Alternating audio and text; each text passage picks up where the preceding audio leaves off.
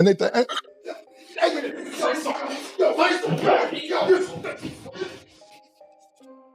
world champion Dolo on my hood. What do you think about my father? Great, legend, all time. Top of the line, bro. I just was wondering what happened after. What do you mean? He's there. Rock, the whole family. The whole family's great. Then we got Ush here. What happened? What happened to you? I'm out. You out where? I'm out, dude. You being real disrespectful, bro. I don't know if you're reading a lot of that social media shit, all the likes, dislikes, all that, but like you rubbing me the wrong way a little bit, Uz. I didn't expect this. I'm a huge fan. Yeah. Sorry. Okay, so when it come to WrestleMania, right? I remember watching WrestleMania growing up. What's gonna be so spectacular about you being at WrestleMania? Man, Mace, I'm about to have 100,000 in the palm of my hand, Deuce. Eating out the palm of my hand. It'll be dope, Deuce. I got YouTubers in my match. I ain't even worried about none of that. Cut this paycheck, Deuce. Hang out with my family, though.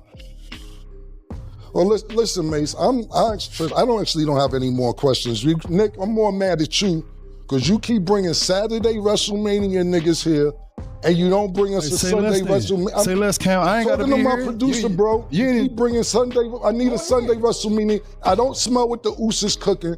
And they think,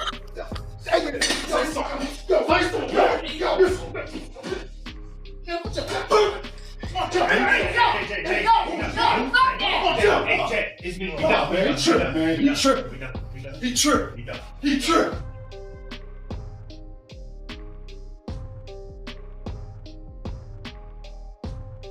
Two, one. Well, listen, Mace, I don't have any more questions. Nick, I'm more mad at you because you keep bringing Saturday WrestleMania here and you don't bring us a Sunday WrestleMania. I'm talking to my producer, bro. You keep bringing Sunday. I need a Sunday WrestleMania. I don't smell what the Oos is cooking. And then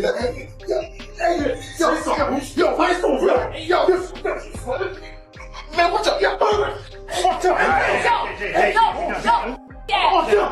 It's me. We done. He tripped. Yo.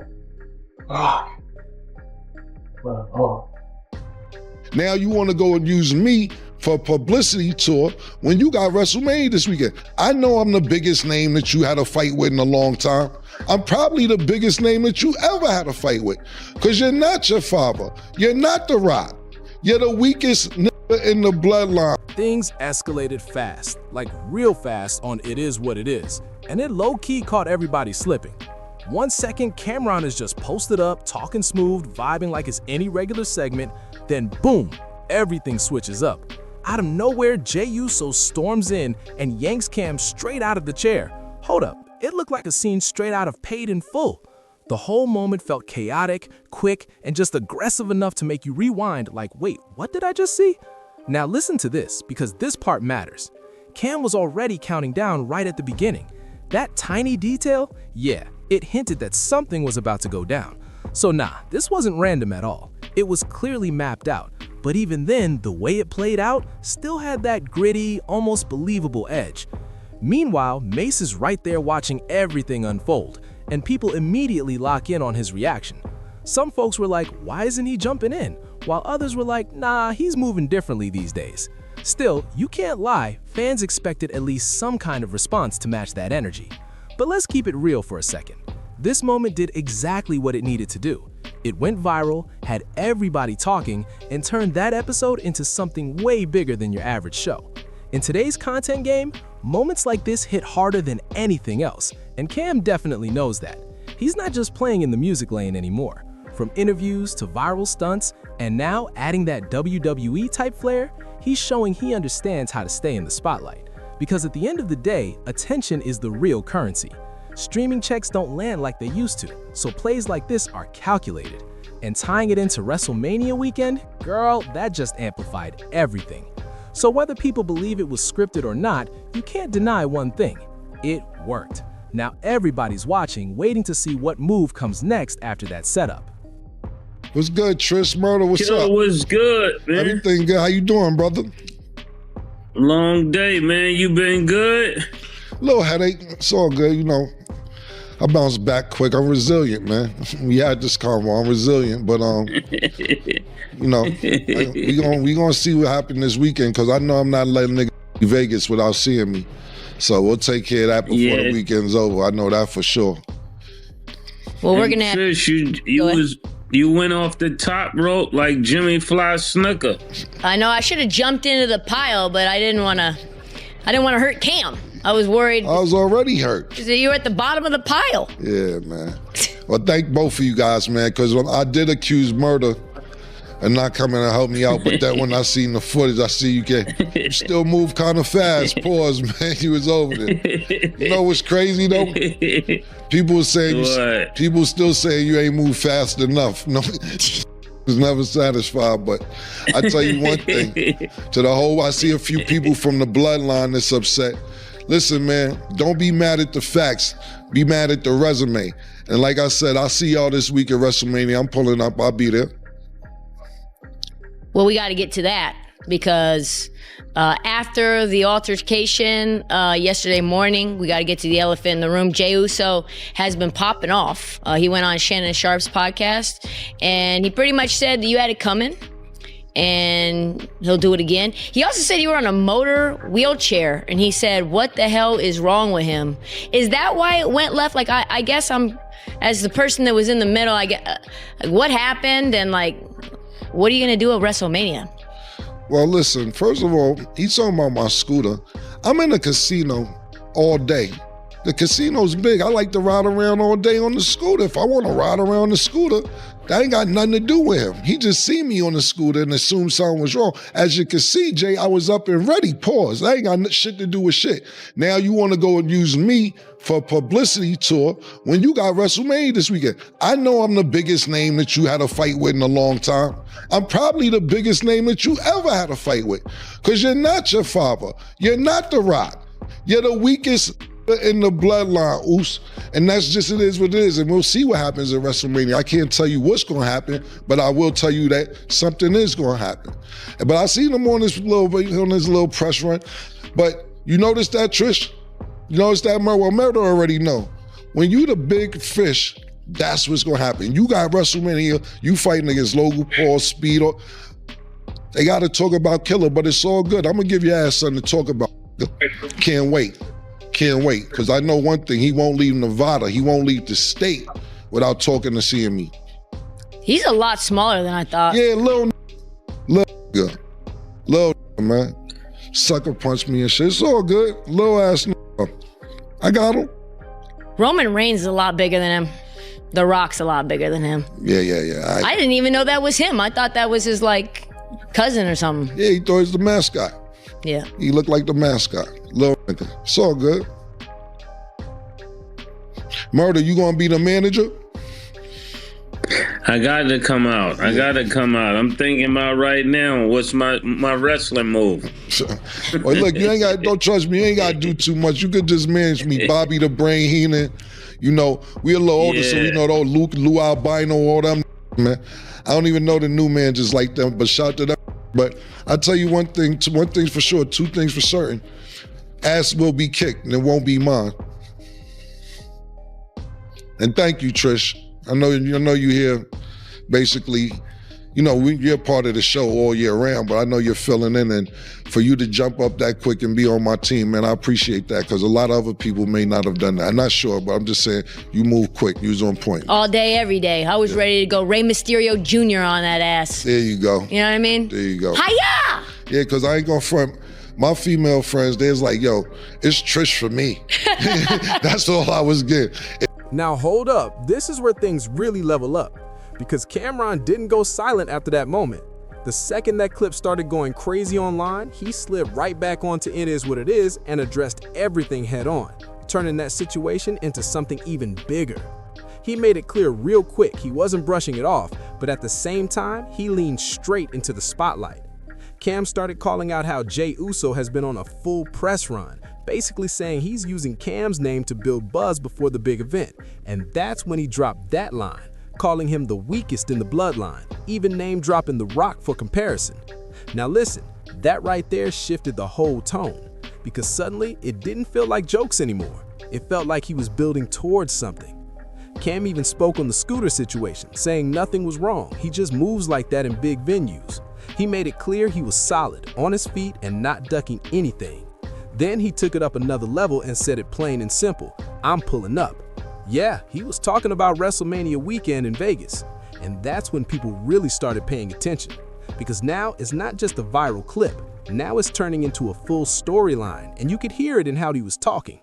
This wasn't just content talk. He even said he's not leaving Nevada without seeing him, basically confirming he plans to show up and make something happen. Scripted or not, that kind of talk builds real anticipation. At the same time, everyone around him was reacting too, laughing, replaying it, even comparing it to wrestling moves.